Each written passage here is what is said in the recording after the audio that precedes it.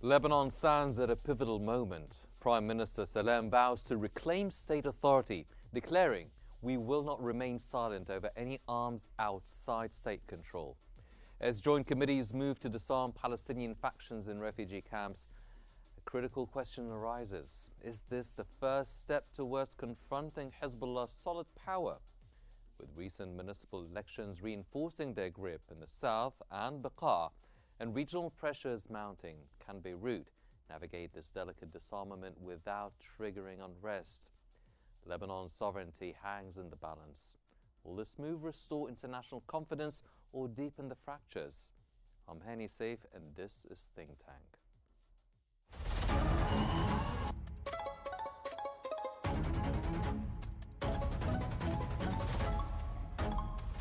Our world is becoming unhinged.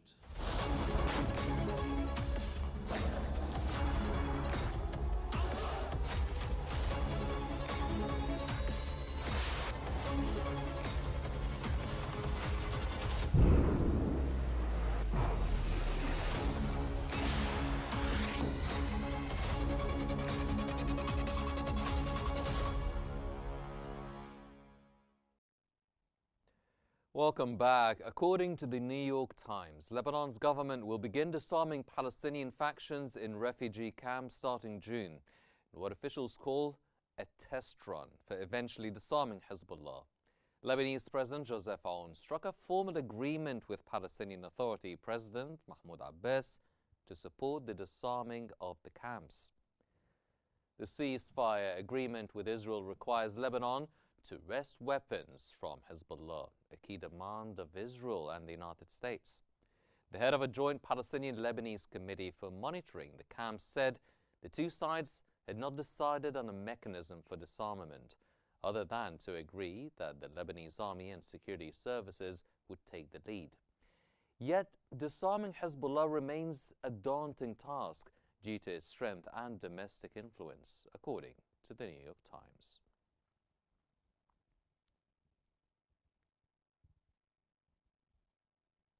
Lebanon teeters on the edge of a fragile hope, striving to reclaim its sovereignty by disarming militant groups within, even as deep divisions and regional tensions threaten to pull it back into chaos.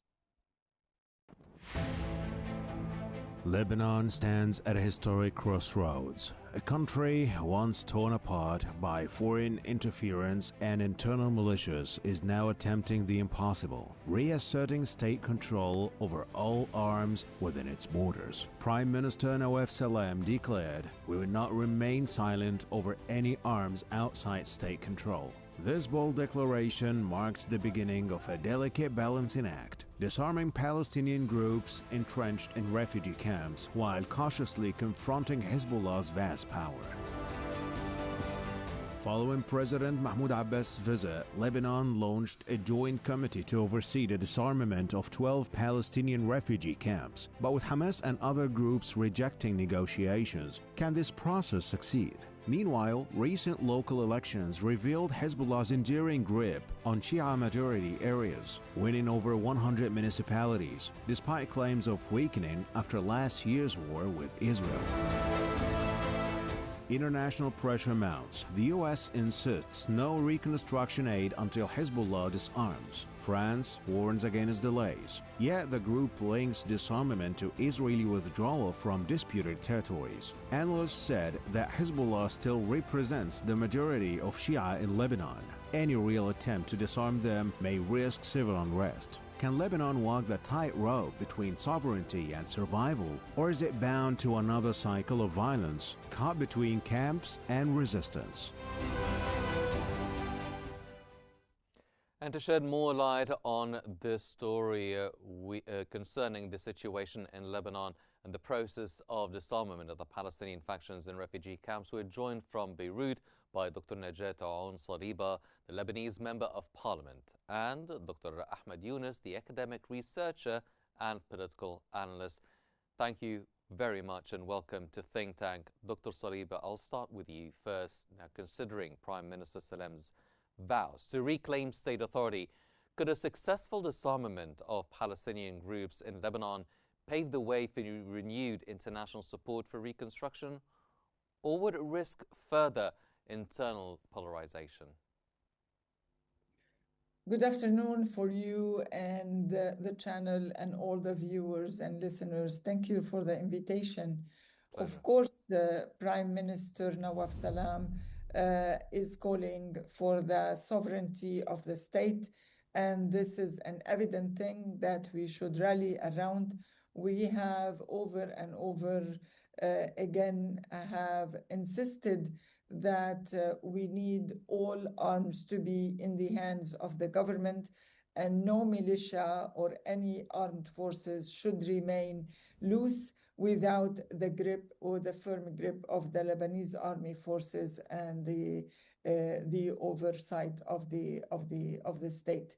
So we definitely insist that all arms should be returned, should be handed to the Lebanese army forces, and the only armed forces should be the state armed forces, including the LAF, the Lebanese armed forces, and all the security forces and others.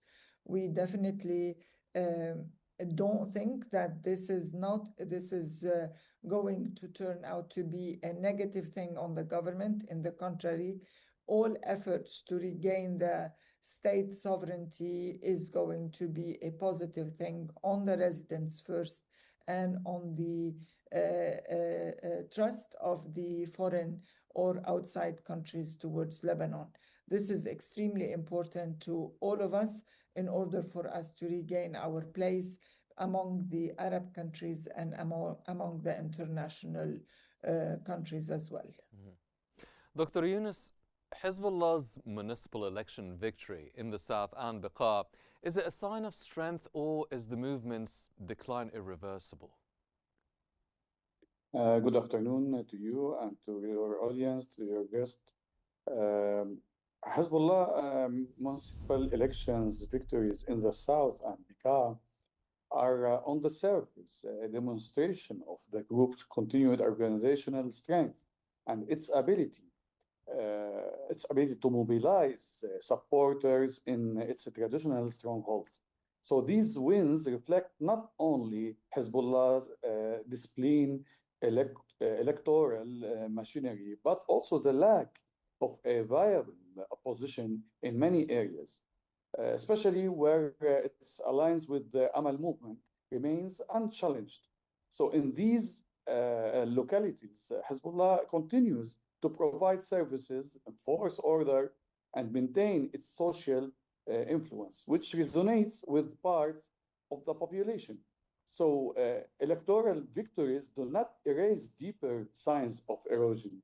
The economic crisis in Lebanon, growing public dissatisfaction, and even subtle discontent with the Shia community are chipping away at Hezbollah's legitimacy. So many citizens are increasingly critical of the group's role in dragging Lebanon into regional conflicts, especially given the deteriorating living conditions. So while voters may still choose Hezbollah affiliated candidates due to the lack of alternative or fear of renewed ideological commitment or long-term loyalty. So we see that Hezbollah's local wins are less a sign of irreversible dominance than a reflection of the current. Mm-hmm. Dr. Saliba, you emphasized the necessity of disarmament, but with Hamas's reported reluctance to comply with the arrangements reached by the presence of Lebanon and Palestine, how can Beirut enforce disarmament in Palestinian refugee camps historically beyond state control, and does that signal internal polarization? There should be no internal polarization whatsoever. Mahmoud Abbas, with all due respect, of course, came and understood the situation and the severity of the situation if we still have armament of the Palestinians inside the camps. There is no word to be accepted from any armed group except to comply with the state's strategy and with the state's decision. Whether it's Hamas or other armed groups, they should be, if they are living on the Lebanese territory, they need to comply with the country's strategy and with the country's decision. And this is what should happen and needs to happen. There is no need and no room for any disparity or any armed conflict. They should definitely comply, and they should turn in their weapons to the Lebanese armed forces. And then, since there is a committee that is pursuing the disarmament, and at the same time, I'm sure they will be pursuing and discussing the best for the Palestinian people. We want the Palestinian people to be living in our country with high dignity. They should be able to have a really decent life, not live in the conditions that they are living now, and not really have the kids of the Palestinians only made to fight and continue to fight within the Lebanese territory and put our country and their lives at risks. So this is long gone. This is not accepted anymore. Both the Prime Minister and the President have decided that they will take all armed forces they will take control of all armories inside the country, and anybody who is living on the Lebanese territory needs to comply with this decision. Any sovereign country will need to implement the decisions that are taken by the upper administration, and here it is the case for the Prime Minister and the President combined. Dr. Qnews, considering Lebanon's history of failed disarmament attests post-Taif, what has fundamentally changed that might allow for a peaceful separation of Palestinian groups from their arms? Lebanon's post-Taif history is marked by the failure to fully implement the disarmament of non-state actors, particularly Palestinian factions and later Hezbollah. These failures stemmed from a lack of state capacity, regional instability, and the absence of trust among local communities. So in the 1990s, for example, and early 2000s, efforts to disarm Palestinians group outside the camps faced fierce resistance, as these groups viewed arms as essential for self-defense and amid weak state presence and regional neglect of refugee rights. So what's fundamentally different today is a growing national and regional consensus on the need to reduce the number of armed actors in Lebanon, particularly as the country faces economic collapse and widespread public frustration with the unaccountable militias. There is also increasing Palestinian support, especially among younger generations, for a life with dignity, integration, and legal rights, rather than perpetual militarization. So this shift is partially driven by the deterioration of living conditions in the camps and the decline of traditional factional loyalties, offering an opening for political solutions rather than armed ones. So peaceful separation of arms from politics requires a comprehensive strategy credible Lebanese state reforms, international guarantees for Palestinians' rights, and a security framework that assures Palestinians group that they won't be left vulnerable. Without this multidimensional approach, any disarmament effort risks repeating past failures. Mhm. Dr. Saliba, the U.S. ties reconstruction aid to Hezbollah's disarmament. Could this be a catalyst of a potential violent confrontation between the Lebanese authorities and Hezbollah? We don't expect any conflict or any violence. I think Hezbollah is trying to hold on their weapons in order for them to gain leverage in the discussion. They are in great need for support in order for them to do the reconstruction of villages that are completely destroyed. We do hope and insist that Hezbollah turns its weapons as soon as possible so the country gets back on its feet. We don't agree with Hezbollah holding on to the weapons for longer time. I think this is not good neither for Hezbollah nor for the country, of course, to threaten the presence of the weaponry within or with one group to threaten the security of the country because they're still holding on to their weaponries. This is not acceptable, and this is not going to be happening, and we're not going to let it to happen. The Hezbollah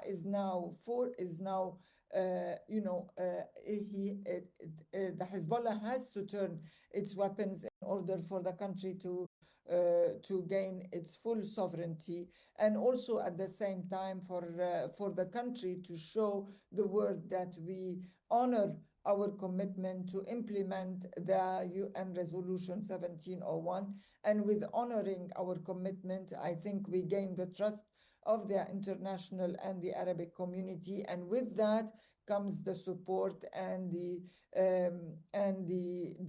donations so that we can really rebuild the country, especially the villages that were completely devastated and are on the ground from the recent war. Hezbollah is trying to either serve foreign interest over the Lebanese interest, or it's trying to really use the weaponries like a bargaining chip. In either case, this is not good for the country, and it's not good for anybody in the country, especially the people who have lost their homes and who are in really great need for support in order for them to rebuild their homes and rebuild their lives.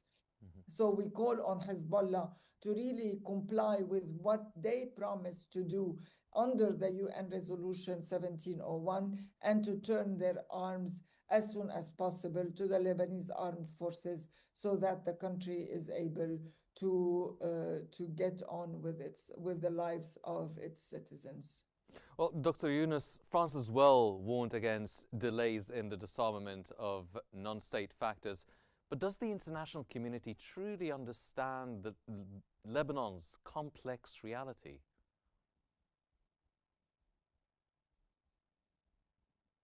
Can you repeat the question? France has warned against the delays of the disarmament of non-state actors. Do you think that the international community truly understands Lebanon's complex reality and nature? About France, Yes. you mean?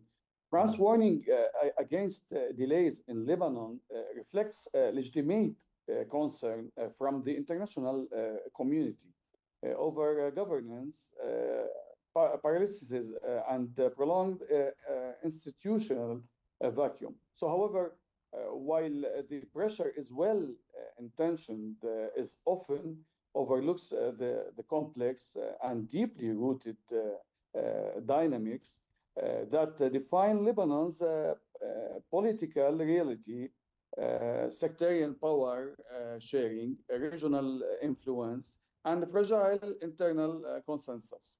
So the timelines imposed from abroad rarely match the intricate mechanisms of decision making within Lebanon's system. So the international community tends to view Lebanon through the lens of state failure and reform urgency, but it sometimes fails to recognize the structural challenges that obstruct swift progress. So Lebanon's crises are not what we can merely the result of inactions, but of systemic dysfunction shaped by decades of external interference and internal compromise. So applying a one-size-fits-all solution without addressing the root causes, including economic collapse, political clientelism, if we can say, and the security concerns, risks deepening mistrust rather than fostering reform.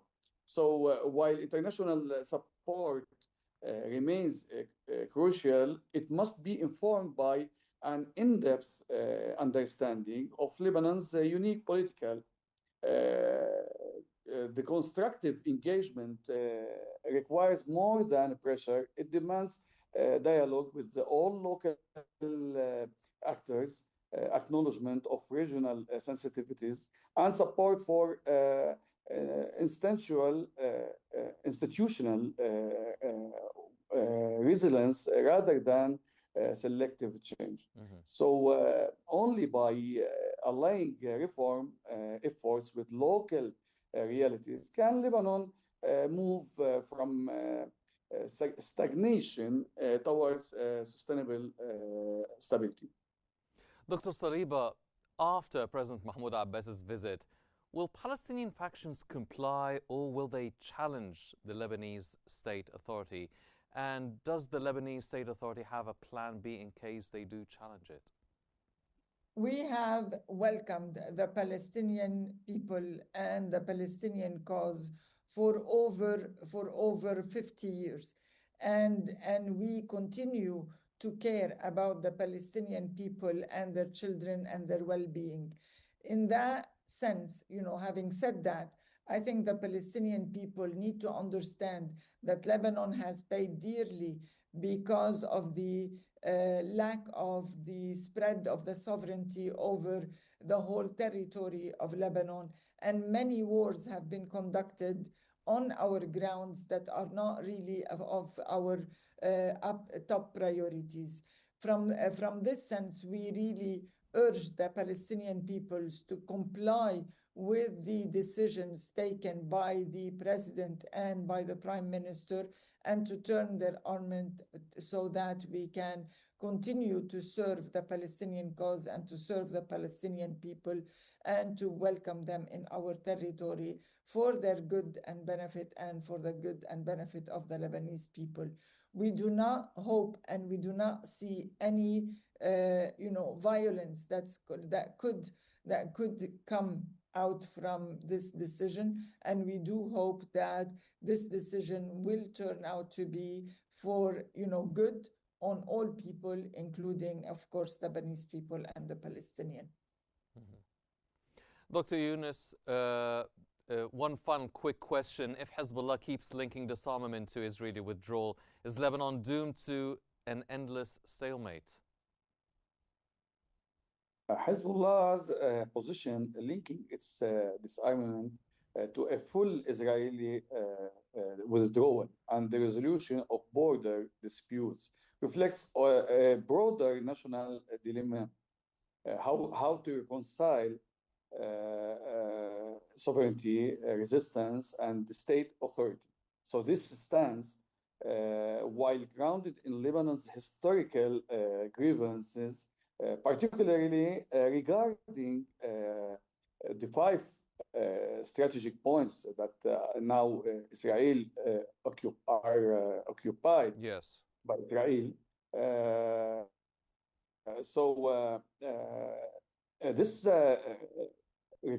These violations that done by Israel effectively ties a domestic security issues to a regional conflict with no immediate resolution in sight.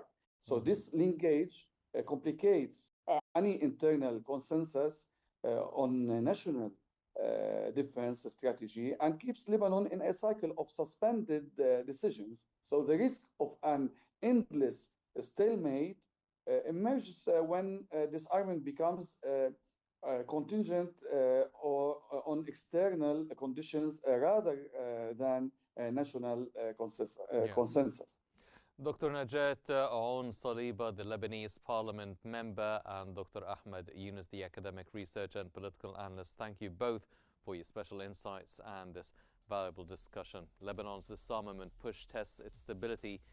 Can state authority rise without sparking chaos, or will the shadows of armed groups and regional conflicts prevail? Unfortunately, that's all the time we have for this edition of Think Tank. I'm Henny Saif. Thank you for joining us.